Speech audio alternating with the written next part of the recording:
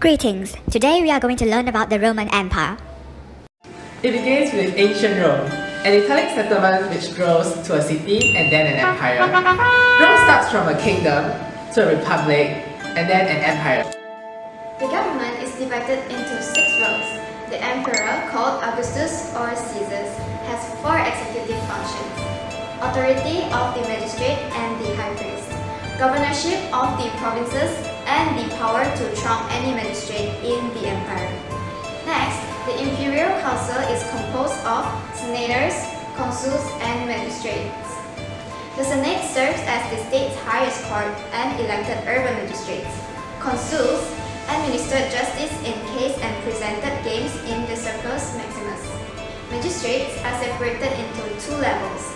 Vigenti viri are starting level officer. After 1 year, they became quaestor, provincial governors.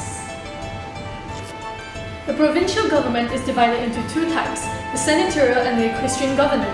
Senatorial governors supervise provinces with significant military forces. Equestrian governors supervise smaller provinces. They are responsible for taxes and financial concerns, supreme judge of provinces, and commander of army. For military forces, legionaries were paid to secure their loyalty to the emperor. There are 3 types of military. Legions are heavy infantry recruited from the ranks of Roman citizens. Auxilia are non-citizens inhabitants whom provide army specialists. Numeri are native units outside the empire.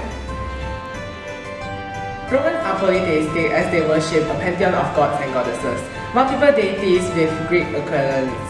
The official ritual was the slaying of an animal during festivals. Different animals with particular details are sacrificed to different gods, such as the red bull is sacrificed to the god Vulcan, the god of life-sustaining fire, to avoid fire from burning almost ripe crops during the celebration of Vulcanalia. The chosen animal was blessed and a procession is held to bring it to the altar, where the animal should not struggle.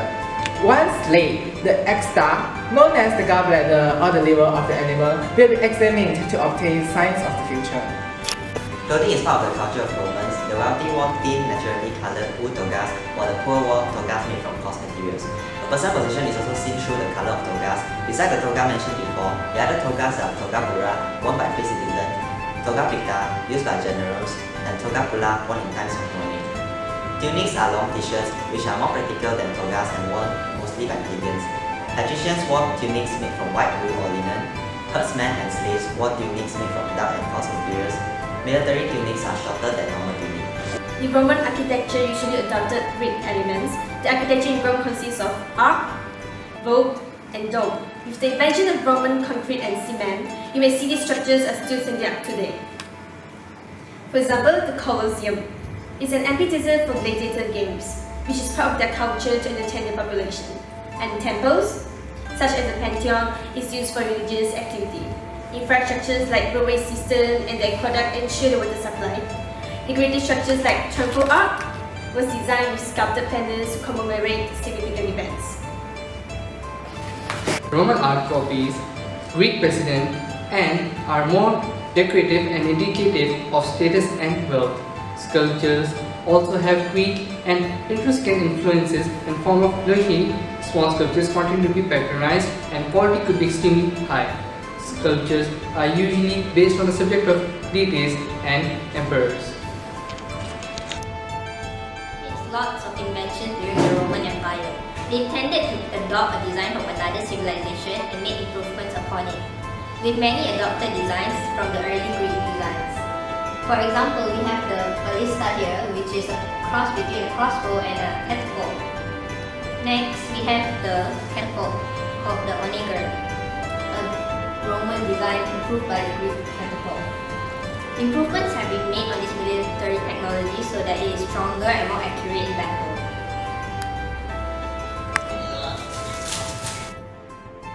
Back to the gladiator games and observe the whole process, from the preparation to the disposal and remembrance.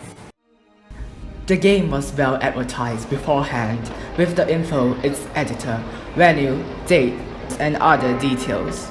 Left-handed gladiators was advertised as an interesting rarity. Names, records of gladiator pairs, and order of appearance were written in libellus. The night before the game, the gladiators were given a banquet, an opportunity to order their personal and private affairs. Before the games begin, a procession is held.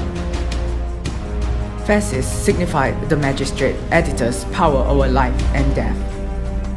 Images of gods were carried in to witness the proceedings, followed by a scribe to record the outcome.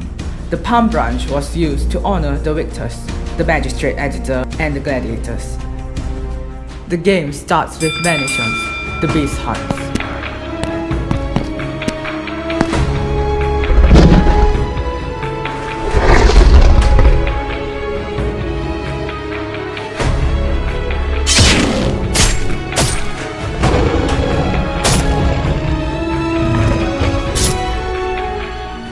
Next is the Ludi Meridiani, executions of Noxi.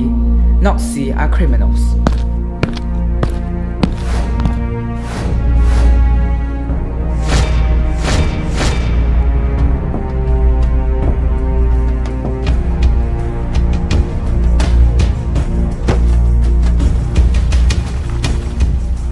Before the real game starts, the gladiators warm up with blunt or dummy weapons.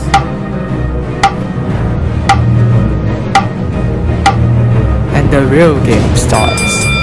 Fight!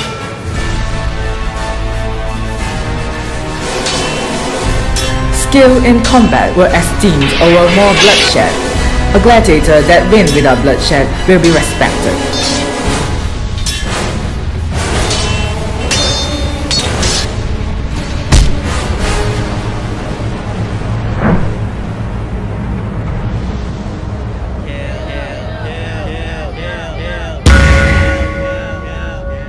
To die well, a gladiator never asks for mercy or cries out. This provides noble example to those who watched.